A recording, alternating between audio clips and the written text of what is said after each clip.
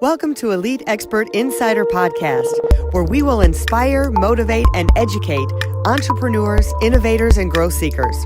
Brought to you by Elite Online Publishing, making the best and brightest in the industry #1 best-selling authors. 80% of people say they want to write a book. We're assuming that's the same for you. If so, contact us at www.eliteonlinepublishing.com and make your book a reality. Hi, Melanie Johnson here with another great podcast with my friend and business partner, Jen Foster. Hey, Jen. Hey, everyone. Hey, listen, today we are going to talk about how to get the best deal on your car. And I'm talking about not necessarily the best deal on your car, right? I'm talking about how you should position yourself for credit. So if you have not great credit and you're trying to get how you should finance your car, we're just going to go deep into all of that today. So we've got an expert here with us, Jim Rhoads, who's going to talk about all that plus more. Plus, he's a self-starting entrepreneur. So we're going to find out the insides of how he made his business successful. So first of all, remember, subscribe to our podcast and share it and leave us comments. We would love to hear from you. So real important that you do that. And then also, if you're looking to write a book and becoming a best-selling author, Jen and I have made over 70 authors, #1 bestsellers in multiple categories and international bestsellers on Amazon. So give us a call or look us up on our website, eliteonlinepublishing.com, and you can go and fill out a form right there, and we'll see if you qualify to be one of our great authors. So Jim, thanks for coming today. Sure, glad to be here. Great. Well, tell us, Jim, a little bit about yourself and kind of how you got into this industry and a little bit of your background with entrepreneurship.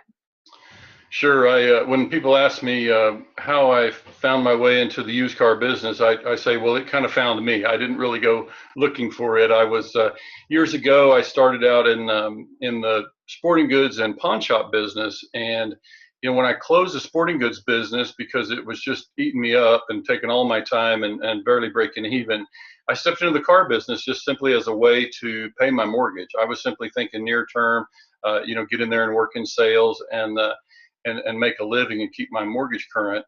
And I stayed there and had a little bit of success. And next thing you know, I'm in sales management. And that just kind of kept me in that business for a period of time. And then one day, the dealer that I was working with came to me, and they knew that I'd already owned some businesses at that point in my career. And they asked me if I would go across town and help them open their 6th Buy Here, Pay Here store. So I should probably pause and explain, the Buy Here, Pay Here business is a terrible name for that segment of dealerships that do poor credit financing. They're the dealers who do in-house financing. They carry their own inventory. They finance their own inventory. And that is the segment that I settled into. When I helped that organization open their 6th Buy Here, Pay Here store in the state of Oklahoma, it was all new to me. I had to understand that business, and though I'd come from a business background, the whole finance side of that was new. And while I mentioned I was in the pawn business, it's quite a lot different. You're working with consumers who are in a tough credit spot, and they need help with financing. So it was a much different environment for me than when I had been in the retail car business. As we all know, in the retail car business or new car business, there's kind of an adversarial thing there, right? Where consumers feel like the dealership or the salesperson is trying to get in their pocket. And so there's always a kind of a posturing thing that goes on in the car business and the new car side. And so I was living that every day for several years. And then when this opportunity came to step into Buy Here, Pay Here, the environment was just so much different. These consumers are showing up asking for help. They really just need a solution for financing because their credit circumstances limit them from getting conventional financing. And so the environment was great. I was going home earlier. It was a fit for me. And that was 21 years ago that I stepped into the Buy Here, Pay Here segment. I've now been in that field ever since. 18 years now as a consultant in the Buy Here, Pay Here space. So what I do is help dealers who either are trying to get in that business, or maybe they've got a little trouble in their business and they need a little help fixing it. I have now been in 26 states professionally with that kind of work. And so that's a very specialized kind of education that I've received in the process. And I always talk about when I go out and do those visits, I always learn as much as I teach. There's just an opportunity to visit with new operators and new managers. And so that kind of deep business experience has really served me. Of course, we're in the car business in a way. Cars are the inventory, that is the product that we offer, but it's really the financing that our car dealers are providing. And so it's really a finance business more than it is a car business. But it's just been an interesting period of education for me. Like I say, that was not the career that I envisioned for myself, many years ago, but it just kind of found me, and it was a great fit, and I just settled in there and have really enjoyed that kind of work. A lot of times people don't start with the job they started with, or they start out as maybe an engineer in school, and then they end up being a marketer or salesperson. So I always say some of us have 3 or 4 careers in us as we go throughout our lives. So tell us you sound like you learn a lot about a business when you go in there. What are some of the key indicators that you're finding when you're going into these dealerships that could be in any business really too? Right. Well, you wouldn't be surprised to find that it's a couple of things. It's primarily time management. What I see often when I go out and do these visits, I have the good fortune of being able to work with some of these operations that have multiple locations. And often I already have a data relationship with those dealerships. So I'm already compiling numbers and records for those dealerships. So we see the variation in performance across those operations as a result of doing that kind of work. But then when you go in and visit the facilities and you meet the managers and you spend some time hearing the dialogue with the consumers and all those kind of things, then you begin to put the pieces together as to why, one dealership in this case functions differently than others. And many of the things that I learned in that experience are things that would apply for all of us in business management, where it wouldn't matter if we were talking about a shoe store or any other kind of business. Those fundamentals in management really apply in my business and the same with others. I would say one of the big key components, as you heard me say, we're less in the retail business. If you think about a new car operation, that dealer, they sell a car, and while they may mail us a card or a little tickler reminder, or maybe a happy birthday periodically, for most part, that relationship ends. You buy the car, it's a cash transaction to them, and you move on. And they hope you come and buy a car again in the future. But in my line of work, the dealers that finance that consumer, they've got an ongoing relationship with that customer for typically about 3 years. So you can begin to imagine there's a whole level of customer service that is added to that component, and just supporting that customer in a way that a new car dealer doesn't typically deal with. And so again, from a management standpoint, that just means understanding how it is that any of us, and in this case car dealers, are able to support that customer and able to provide them a level of service that keeps them happy. We basically got to keep that customer happy for an extended relationship. And so it's a great test in customer service. That's great. Well, and I think that it's important to know that there's people out there willing to help, those who have bad credit. And when they get into those spots and they need to get a car or they need transportation. So I think it's great that you have, you work with all these dealerships that can provide this service. It is true, and I'm especially motivated to do what I can to help on behalf of the consumers. Even though my clients are car dealers, we ultimately are trying to help our car dealers do their business more efficiently, so that they can provide that same level of service to this end consumer at a more affordable rate. We want to be able to impact that segment, and the best way we can do that is to make sure that the dealer operates, they reduce losses, they operate as efficiently as they possibly can. That means they can then charge the consumer less for that interest rate. It is a high interest segment. That's the nature of what it happens in that segment, of course. But we're always working to try to help dealers provide a better solution, a more affordable solution, and ultimately, we have to be able to help that consumer because we want to see that consumer be successful. And so what I ultimately end up doing with my car dealers is we make the case that we want them to have compassion for the consumers and be able to have that permeate everything they do in their business. But we can also make the case that it's in their financial best interest, the dealer's financial best interest, to provide that solution for the consumer in a way that is beneficial, and it provides that level of customer service you heard me talk about.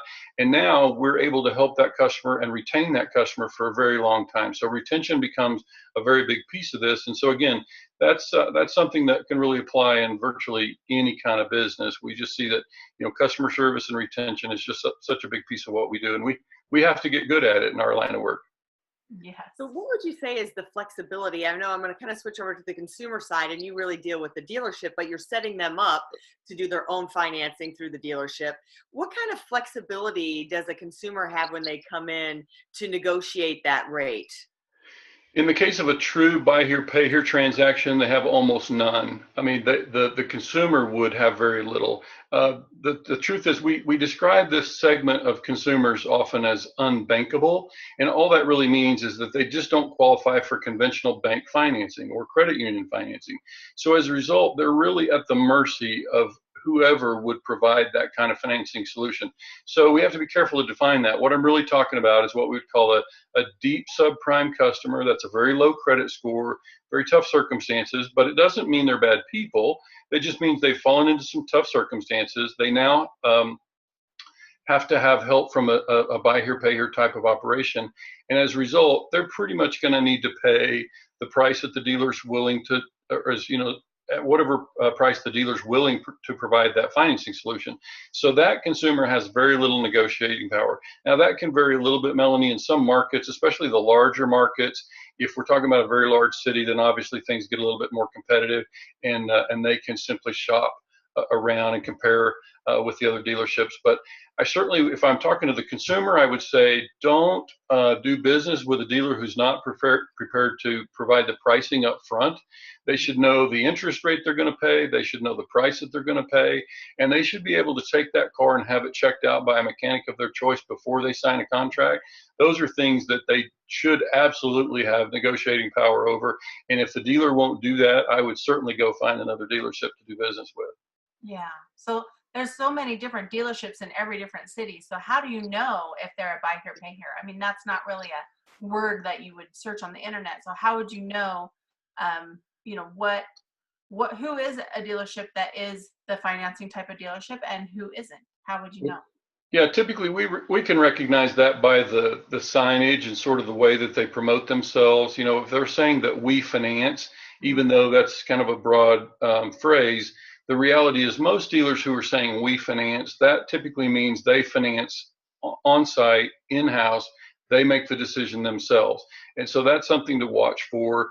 But I would certainly, if I were a consumer or, recommending to a family member or friend, I would say ask very specifically, do you do your financing on site, or does it go out to a third party for financing? Because when it goes to a third party, now there are some lenders out there who participate in the subprime space and will provide financing to a consumer who's got marginal credit, who maybe has, a lower credit score, but maybe they've got plenty of job time and down payment. And so that's a consumer who can often qualify for some off-site financing. And now it's just a question of understanding, who is going to be providing my financing? Who would I make my payments to? And I would absolutely want to know what is the interest rate and terms, before I got too far into that transaction. Now, if you have better credit per se, would it still be an option to have it financed through the dealer? So if you're not really a subprime person, and let's say you have a credit score, I don't know, of 700, would Right. it still be, do they offer a product through these dealerships that is not as high of interest rate for someone who has better credit? Or are you just better off not using the car dealership financing? I'd say very few. If they have higher credit score, they're probably not going to use this dealership that I'm describing as a buy here, pay here operation, because that operation is really not set up to provide, financing for a prime customer, somebody with higher credit score.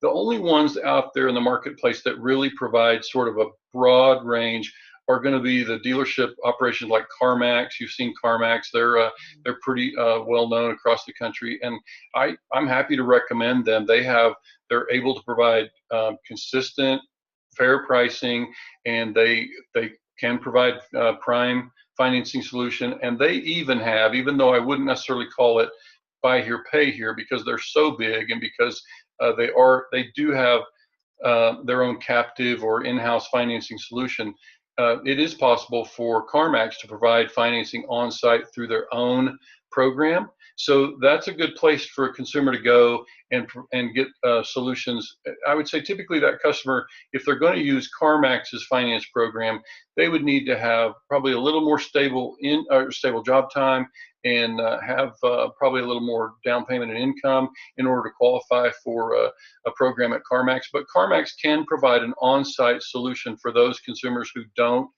meet the criteria of those third-party lenders. Mm-hmm. Good advice. Good Yeah. advice. Yeah. Well, tell us one tip about, some of your successes in entrepreneurship and owning your own business. What's one tip that's kept your business succeeding all these years? I think for me, if I look back, I always tell the story. In fact, I wrote an article some years ago about called No Cheerleaders. And what that really means is, as somebody who's been through multiple stages of business, I've owned businesses. I was a partner in a pawn shop when I was 24 years old. And so, I learned a lot through those experiences. And the one thing I would share with people is that if you're contemplating starting a business, seek some real counsel, get some real professional advice. It can be the best money you spend. And when I mean no cheerleaders, it's common that if we go to friends and family members, they want to support us. They sometimes they want to give us a little rah and kind of a pep talk and say, go for it. And that's not really the advice that we need at that stage. We need people who will really critique our business plan. And, I can say that in my own experience, I had a business fail years ago. It succeeded early, and then ultimately 2008 came, and we failed to ever get traction after that period, and the business ultimately closed. And the lesson I learned in that is my business model was really flawed. I was not structured well to weather a storm like that. And although we only made it past that crash because we were structured in a way that did give us some ability to withstand that. But the reality is, people who have that sort of expertise can give sound advice to make sure that a business is structured well. And as a big part of what I do for my car dealer clients now is make sure that they're structured well going in, that they're not overly leveraged, that they're capitalized and funded properly.